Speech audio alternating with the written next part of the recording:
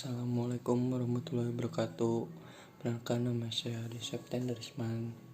Sini saya akan menjelaskan tentang marketing inteligensi dalam menumbuhkan jiwa entrepreneur pada generasi milenial. Indonesia saat ini memasuki era baru yang lebih dikenal dengan era bonus demografi. Ini merupakan fenomena yang sangat langka karena merupakan fenomena yang dalam perjalanan sejarah suatu negara. Hal ini hanya akan terjadi satu kali saja. Salah satu tanda bahwa era bonus demografi ini telah tiba di Indonesia adalah terjadi kenaikan jumlah populasi penduduk yang produktif secara signifikan jika dibandingkan dengan populasi penduduk yang non-produktif. Rasio populasi penduduk yang produktif saat ini di Indonesia mencapai 2/3 dari total penduduk yang ada atau yang bisa dikenal dengan istilah rasio ketergantungan. Era bonus demografi ini merupakan tantangan bagi Indonesia dan harus dijadikan sebuah peluang yang tidak boleh dilewatkan begitu saja. Indonesia harus mampu memanfaatkan potensi penduduk usia produktif yang cukup tinggi ini, apalagi berdasarkan data menyebutkan bahwa ada sekitar 50,36% dari total penduduk yang berusia produktif merupakan generasi milenial, dan berdasarkan teori generasi yang dikemukakan oleh menyatakan bahwa generasi yang lahir antara tahun 1980-an sampai 2000-an dikategorikan sebagai generasi milenial. Di Indonesia, pada generasi milenial memiliki kesempatan serta peluang yang baik untuk berinovasi dengan dukungan ekosistem digital yang sedang tumbuh dan berkembang, seperti hadirnya bisnis e-commerce yang merupakan karya asli anak bangsa mampu memfasilitasi generasi milenial yang memiliki semangat untuk berwirausaha juga dapat berkembang. Selain bisnis e-komersial, hadir pula bisnis yang bergerak di bidang transportasi online.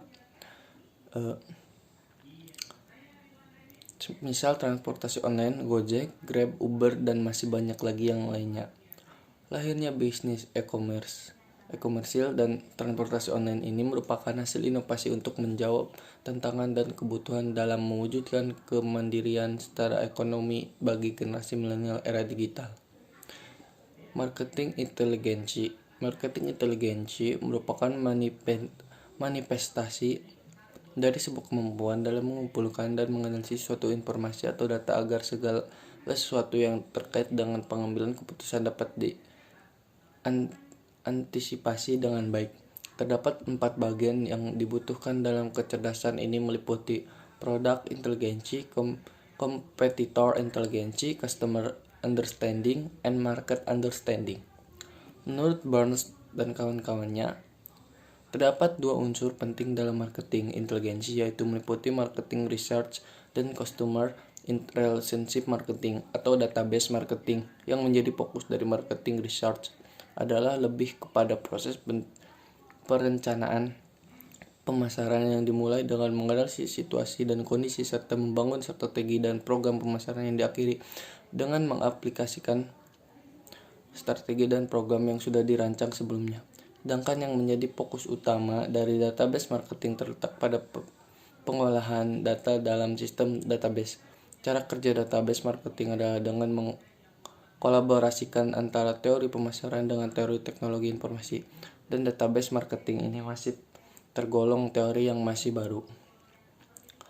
Jiwa entrepreneurship selalu berkembang dari generasi ke generasi, mengikuti perkembangan zaman, namun ada hal yang tidak akan pernah berubah, yaitu kemampuan seorang entrepreneur yang selalu dapat memanfaatkan sumber daya yang ada untuk selalu menghasilkan produk, jasa atau barang yang baru, menciptakan bisnis yang baru, atau bahkan mengembangkan bisnis yang sudah ada. Menciptakan nilai tambah dengan memakai cara baru dan berbeda dari sebelumnya merupakan poin inti dalam kewirausahaan agar dapat bersaing secara kompetitif dengan para pesaingnya. Menurut Zimmer, dalam Hatha, terdapat beberapa pendekatan metode dalam menciptakan nilai tambah. Di antaranya adalah melalui proses penemuan pengetahuan yang baru, atau bisa juga memberikan nilai tambah dengan mengembangkan teknologi yang baru, atau bisa juga dengan cara memperbaiki produk atau layanan jasa yang sudah ada saat ini, atau bahkan dapat menemukan cara yang lebih efisien dengan sumber daya yang lebih sedikit. Terima kasih. Hanya segitu saja yang saya dapat sampaikan. Kurang lebihnya saya mohon maaf. Wabillahi taufiq wal hidayah. Wassalamualaikum warahmatullahi wabarakatuh.